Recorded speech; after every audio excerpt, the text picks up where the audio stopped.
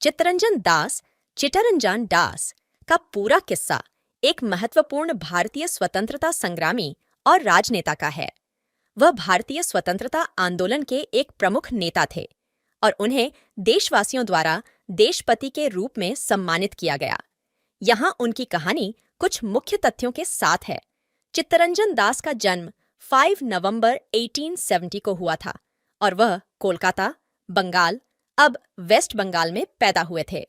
उनके पिता का नाम बाबू भवानी चरण दास था, जो एक प्रमुख बंगाली वकील थे। चित्तरंजन दास ने शिक्षा की अच्छी शिक्षा प्राप्त की और उन्होंने वकील बनने का सपना देखा।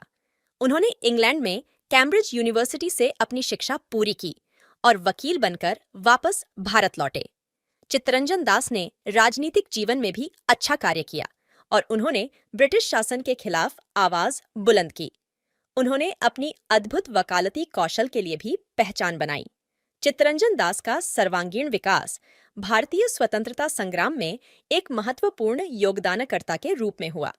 उन्होंने गांधी जी के साथ मिलकर नासिक सत्याग्रह, नॉन कॉपरेशन आंदोलन, खिलाफत आंदोलन और अन्य स्वतंत्रता आंदोलनों में सक्रिय रूप से भाग लिया।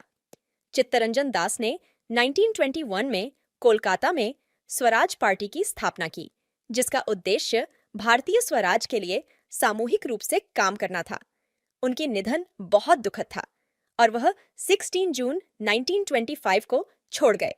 उनकी मृत्यु ने भारतीय स्वतंत्रता संग्राम को एक महत्वपूर्ण नेता की कमी में डाल दी, लेकिन उनका योगदान हमेशा याद किया जाएगा।